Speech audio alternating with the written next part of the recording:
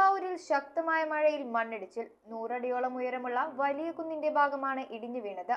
മണ്ണിടിച്ചിലിനെ തുടർന്ന് സമീപത്തെ ഒരു വീട്ടിൽ ഗർത്തം രൂപപ്പെട്ടതിനാൽ പ്രദേശവാസികളെല്ലാം ഭീതിയിലാണ്.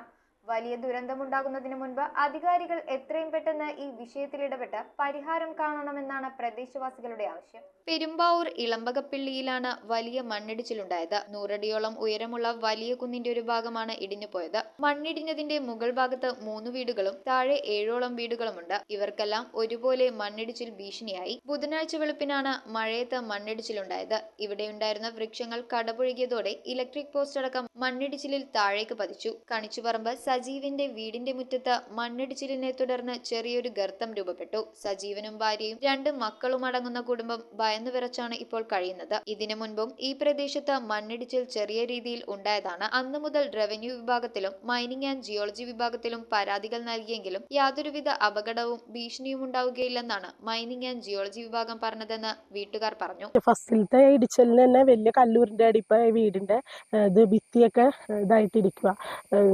കോൺക്രീറ്റിന്റെ കഷ്ണം വന്ന് ചാടി കൊച്ചിന്റെ മേത്തേക്കൊക്കെ ചാടി. അന്നേരം അവരോട് പറഞ്ഞിരുന്നു. അപ്പൊ അവര് പറഞ്ഞു അത് കെട്ടിത്തരാം, ജിയോളജിക്കാരും പറഞ്ഞു കെട്ടിത്തരാം, വേറെ പ്രശ്നങ്ങളൊന്നും ഇല്ലാന്ന് പറഞ്ഞത്.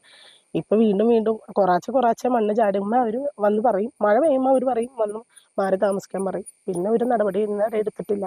സംഭവത്തെ തുടർന്ന് കുന്നത്തുനാട് തഹസിൽദാർ ജെ താജുദ്ദീന്റെ നേതൃത്വത്തിൽ റവന്യൂ വകുപ്പ് ഉദ്യോഗസ്ഥരും ഗ്രാമപഞ്ചായത്ത് പ്രസിഡന്റ് അടക്കമുള്ളവരും ഇവിടെ സന്ദർശനം നടത്തി. ഇതിനും വലിയ ദുരന്തമുണ്ടാകുന്നതിനു മുൻപ് അധികാരികൾ എത്രയും വേഗം ഈ വിഷയത്തിൽ ഇടപെട്ട് പരിഹാരം കാണണമെന്നാണ് പ്രദേശവാസികളുടെ ആവശ്യം. ഒരു നിരപ്പിന് നമുക്ക് മണ്ണെടുത്ത് തീർച്ചയായിട്ടും തന്നെ. കാരണം ഇത് മഴ പെയ്യുമ്പോൾ ഒരുപാട് ഇടിഞ്ഞു പോവാ. അവര് വന്നു പോവാ അല്ലാതെ ഒരു നടപടിയും സ്വീകരിച്ചിട്ടില്ല. News bureau, Perumbavoor.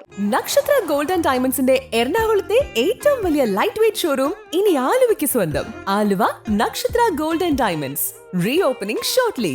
Nakshatra gold and diamonds.